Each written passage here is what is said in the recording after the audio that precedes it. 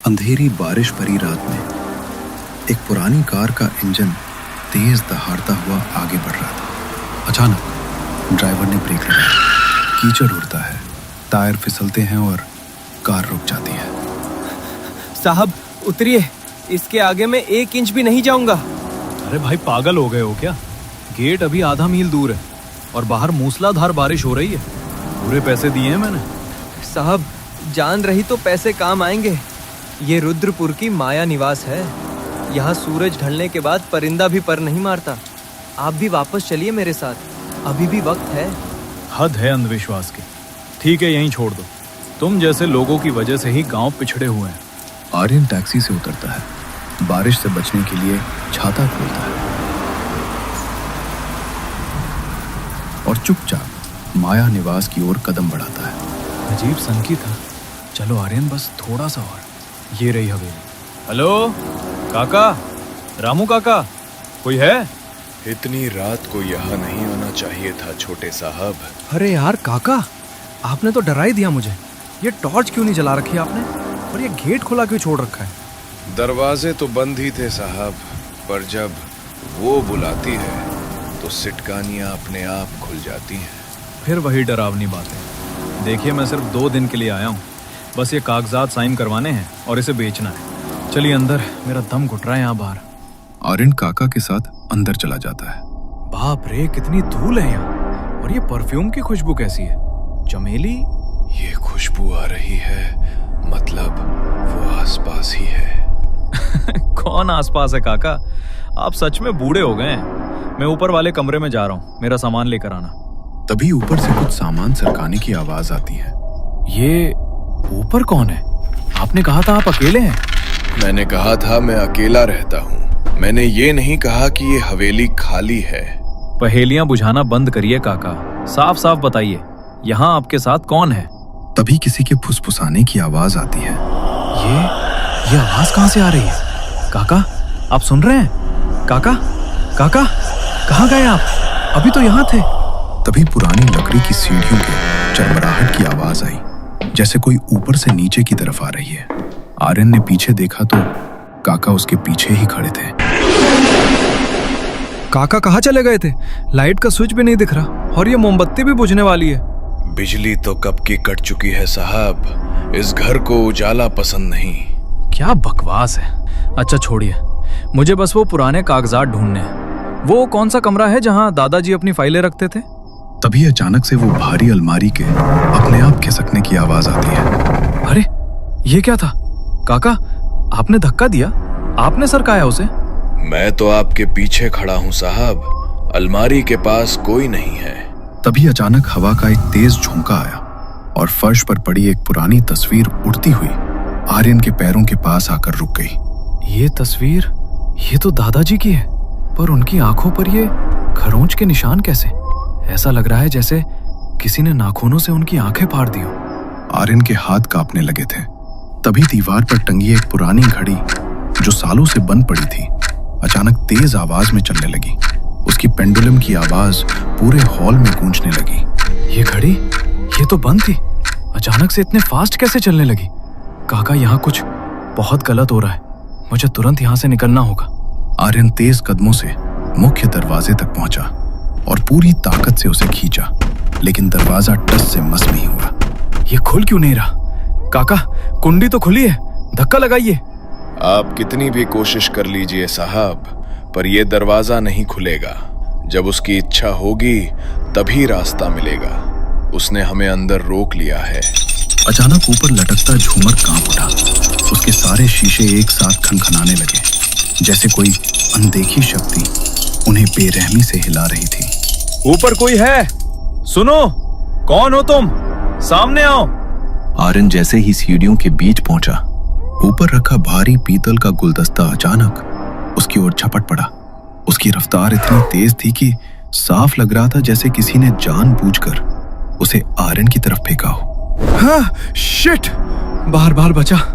काका ये सब इत्तेफाक नहीं है, कोई हमें मारना चाहता है। ये कोई इत्तेफाक नहीं है साहब, ये इंतकाम है। उस कमरे का दरवाजा देखिए, वो खुद खुल गया है।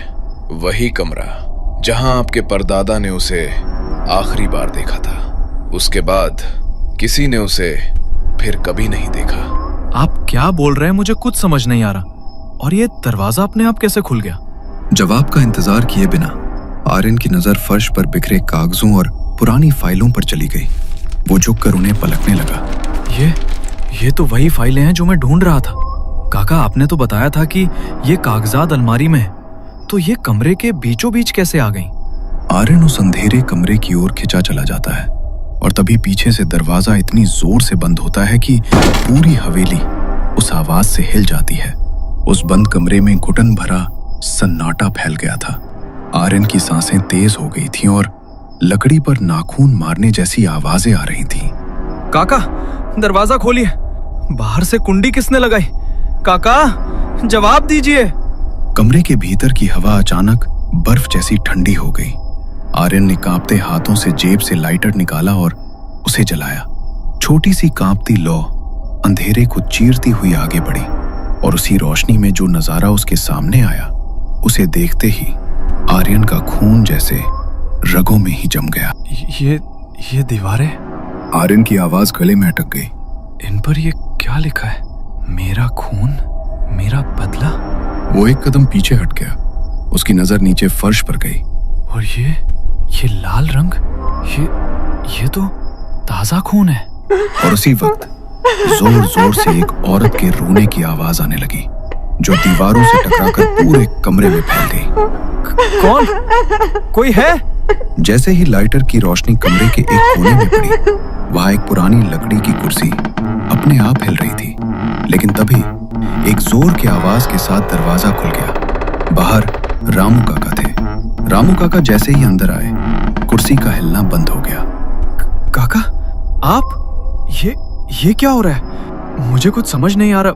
प्लीज मुझे यहाँ से बाहर निकालो। छोटे साहब, देर मत करो, जल्दी निकलो यहाँ से। मैं तुम्हें सब समझा दूंगा। हवेली के गलियारों में आर्यन और काका के भागते कदमों की तेज आवाजें गूंज उठीं और उन्हीं के पीछे पीछे माया पिशाचनी की खौफनाक हंसी पूरे हवेली में फैलती जा रही थी। इधर आइए साहब, इस दीवार के पीछे एक गुप्त रास्ता है, जल्दी कीजिए, वो आ रही है। आर्यन अंधेरे में हाथ मारते हुए उस गुप्त रास्ते की ओर बढ़ता है। वो एक तंग और संकरी सुरंग जैसी जगह में पहुंच जाता है, जहां सड़ी हुई गंध और नमी थी। ओह, यहाँ कितनी बदबू है।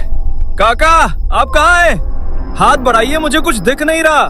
तभी एक माचिस की तीली जलती है और हल्की पीली रोशनी फैलती है। माचिस की रोशनी में आर्यन देखता है कि उस सुरंग की दीवारों पर हजारों इंसानी खोपड़ियां चुनवाई गई हैं। अरे बाप रे बाप, ये क्या है काका? अभी सवाल मत पूछो, मैं सब बता दूंगा, पहले यहाँ से निकलो।